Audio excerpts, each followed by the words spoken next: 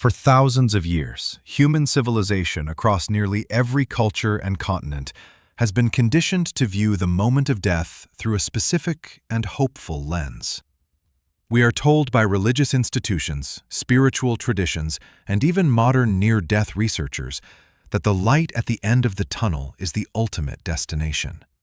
We are taught that it represents a gateway to heaven, a reunion with loved ones, or a necessary step in the evolution of the soul. But there is a different interpretation found in the oldest forbidden texts of history, specifically within the Gnostic manuscripts discovered at Nag Hammadi. These texts propose a terrifying counter-narrative that challenges the very foundation of our spiritual assumptions. What if that light is not a door to freedom, but a mechanism of capture? What if the entire concept of returning to Earth to learn lessons is not a spiritual law, but a carefully constructed contract designed to keep consciousness trapped in a perpetual loop of recycling? To truly understand the nature of your reality, you must look beyond the comforting stories and examine the specific linguistic and energetic codes that validate your presence here. This is not about belief, dogma, or fear. This is about the mechanics of consent in a multidimensional system, and the specific declarations that ancient traditions claim can dissolve the agreement keeping you here. To comprehend why such a contract might exist, we must first define the system that enforces it with absolute precision. In Gnostic cosmology, the material universe is not viewed as the original home of the divine spark that resides within you. Instead, it is described as a dense simulation, a closed system governed by entities known in Greek as the Archons, meaning the rulers or the authorities. These are not devils in the cartoonish sense found in medieval folklore, but are described in texts like the Apocryphon of John as cosmic bureaucrats, the managers of the material realm, whose primary function is to maintain the stability of this density. Interestingly, this ancient view parallels the modern simulation theory proposed by physicists and philosophers, which suggests that our reality is a programmed construct designed to run specific scenarios. The fundamental misconception most people hold is that reincarnation is a school. We are taught that we return to Earth to balance karma, to learn lessons we failed in the previous life, and to slowly evolve toward perfection over thousands of years. This linear view of spiritual progress assumes that the system is benevolent and designed for your benefit. However, the Gnostic definition reframes this entirely. They viewed the reincarnation cycle not as a university, but as a farm, a harvesting system designed for energy extraction. The core definition of this system relies on the physics of energy transfer. Just as a biological organism requires food to sustain itself, the archontic structure requires a specific frequency of emotional energy to maintain its existence. This energy is generated through the human experience of struggle, fear, desire, and the intense oscillation between hope and despair. If a soul were to remember its true nature and return directly to the source or the monad after death, that energy source would be lost to the system. Therefore, a mechanism was required to ensure the return of the soul. This mechanism is what we call the soul contract. It is not a physical piece of paper, but an energetic agreement validated by your own consent. And the most critical aspect of this definition is that you do not remember signing it, because the signature happens in the space between lives, under conditions of extreme manipulation and lack of informed consent. This is akin to signing a complex terms of service agreement without reading the fine print, except the consequences last for lifetimes. How does a sovereign being with free will agree to eternal imprisonment? The mechanism is subtle, sophisticated, and relies entirely on exploiting the empathy and the good nature of the soul. The process begins at the moment of physical death. When the body ceases to function, the consciousness detaches from the biological vessel. In a natural state, unencumbered by deception, this consciousness would expand outward, rising through the densities, bypassing the astral layers, and returning to the true organic light of the source. However, the theory suggests that the Archon system has constructed an artificial barrier, a frequency net that surrounds the planetary sphere. This is often referred to as the false light matrix. The first stage of the mechanism is the attraction. The tunnel of light, reported in almost every near-death experience, is, according to this framework, an artificial projection. It acts like a lure in the deep ocean, utilizing a frequency of magnetic love and peace that is nearly irresistible to a weary soul leaving a traumatic physical existence. This is similar to how an anglerfish uses a bioluminescent light to attract prey in the dark depths. It promises safety, warmth, and resolution. As the consciousness moves toward this light, the second stage of the mechanism activates, which is the interception.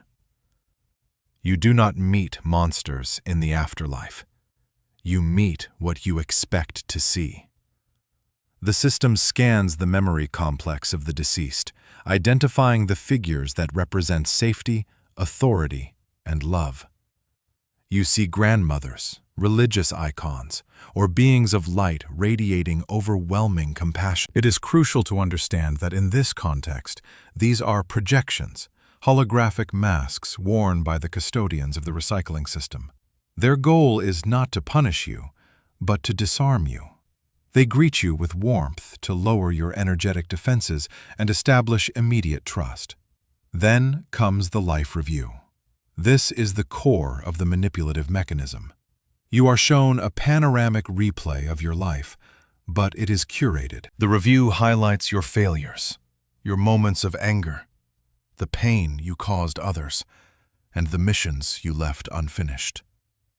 The beings do not judge you directly. Instead, they guide you to judge yourself.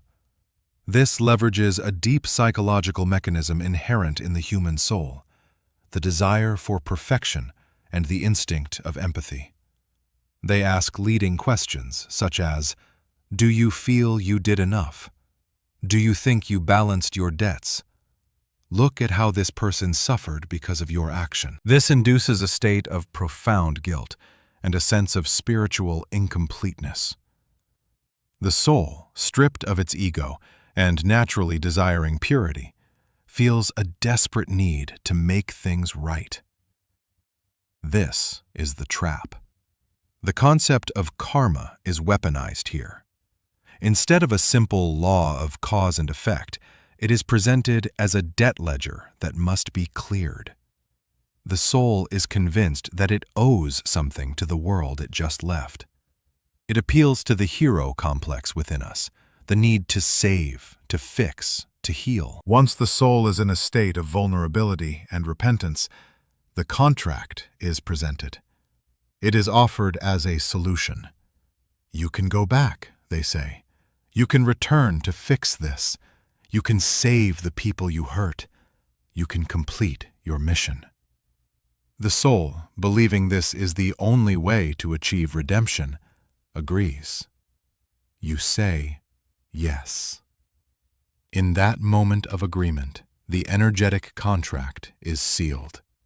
You have consented to the recycling process. But the mechanism has one final safety protocol, which is the memory wipe. If you returned to a new body remembering the trick, you would never play the game. You would simply sit in meditation and refuse to engage with the drama that generates energy. Therefore, your memory must be erased.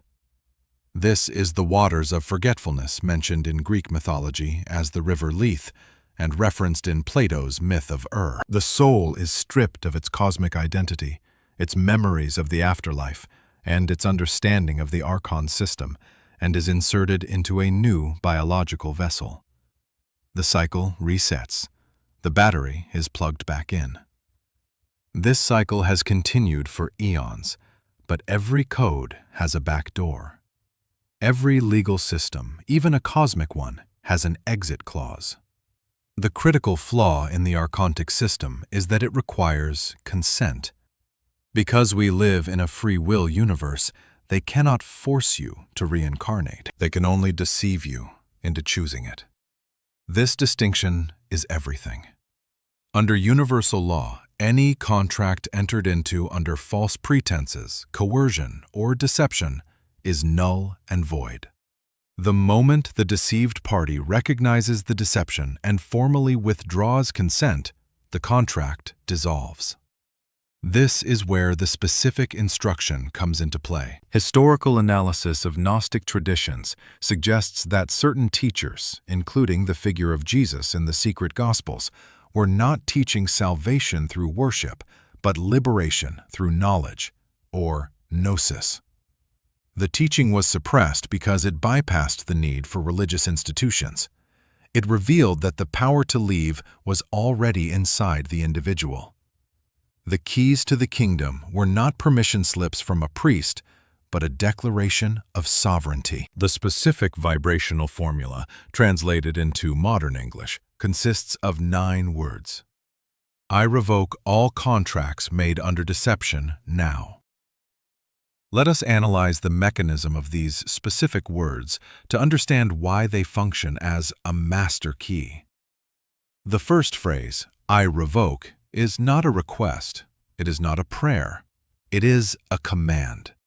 In legal terms, revocation is the formal act of canceling an existing power or authority. You are speaking as the sovereign, the monad, taking back the power you unknowingly gave away. You are shifting your status from a subject of the realm to a free agent. The second phrase, all contracts, addresses the layered nature of the system. You may have agreements from this life, but also lingering agreements from 10, 50, or 100 lifetimes ago.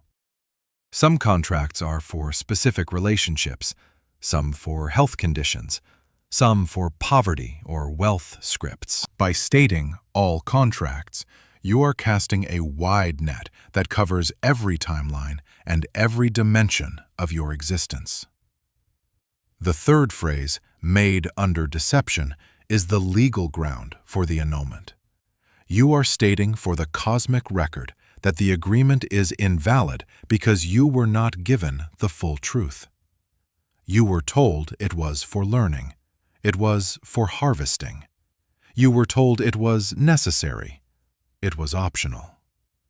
By identifying the deception, you strip the contract of its binding power. You are effectively citing the violation of cosmic law. And finally, the word now anchors the command in the present moment, the only point where power exists. It collapses the timeline, demanding immediate effect. When these words are spoken with the full force of intent, they create a frequency dissonance in the Archontic grid. It is like a prisoner suddenly realizing the door was never locked, only held shut by their own belief that they belonged inside. Understanding the words is not enough. One must know how to apply them. The application happens in 2 phases: the preparation phase while you are still alive, and the final execution phase at the moment of death. Phase 1 is the dissolution of current bindings. You do not have to wait until death to begin this process. In fact, waiting is a risk. By beginning the revocation now, you weaken the cords that the system uses to pull you back. The Gnostic instruction suggests a period of focused intent. This is not a ritual in the religious sense, but a reprogramming of the subconscious mind and the energetic body. When you are in a state of solitude, preferably in the quiet hours of the night, when the static of the world is low, you bring your awareness to the center of your chest. This is the seat of the timeless self.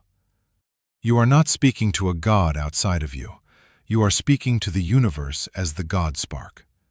You articulate the words, I revoke all contracts made under deception now. As you do this, you must visualize the intent.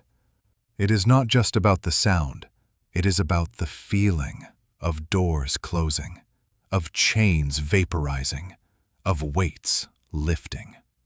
You are effectively serving notice to the unseen administration that you have figured out the game. You may notice changes in your life after you begin this practice. Relationships founded on trauma bonding may suddenly end.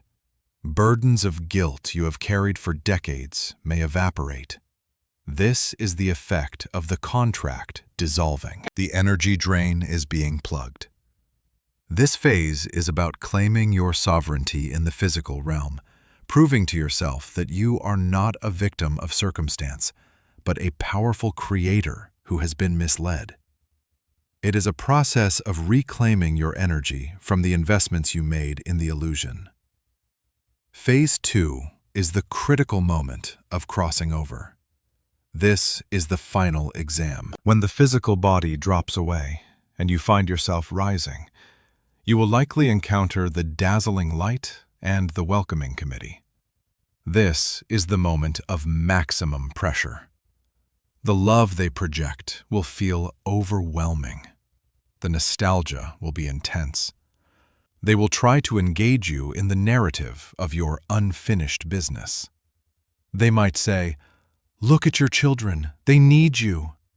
Or, "You almost made it, just one more time." This is where you must hold your ground. You do not engage in the debate. You do not argue about your karma. You simply look at the projection, recognize it for what it is, and telepathically project the intent. I revoke all contracts made under deception. I do not consent to return. I am free to go home. According to the ancient texts, the effect of this declaration is immediate. The beings cannot touch a sovereign soul who knows their rights. The tunnel dissolves or reveals itself as a mere construct. You are then free to turn away from the artificial light and look for the true light, the organic stillness of the source that exists beyond the astral machinery. You pass through the grid, untouched, leaving the wheel of reincarnation forever.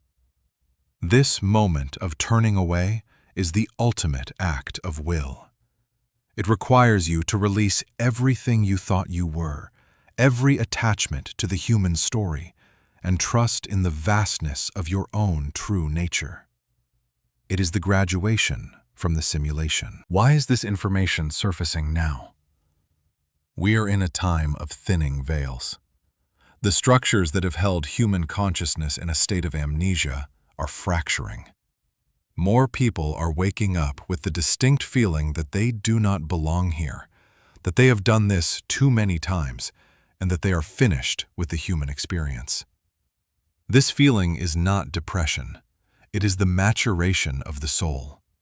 It is the signal that you are ready to graduate. The Archon system relies on your ignorance to function. It relies on you believing that you are small, sinful, and in debt. The moment you realize that you are a fractal of the infinite source, and that you owe nothing to a system that feeds on your suffering, the cage door opens. By speaking these 9 words, you are doing more than just saving yourself. You are creating a rupture in the collective contract. Every soul that unplugs from the matrix creates a pathway for others to follow. You are dismantling the harvesting machine from the inside out. The deception relies on your silence. It relies on your passive agreement. But tonight, you have the option to change the trajectory of your eternal existence. The contracts are only paper tigers. They burn the moment you ignite the fire of your own sovereignty. The cycle stops when you decide it stops. The 9 words are your declaration of independence. Speak them. Mean them. And when the time comes, walk past the guardians, past the tunnel, and return to the true home you have been missing for eons. You are not a prisoner. You are a traveler who simply forgot how to check out. Now, you remember.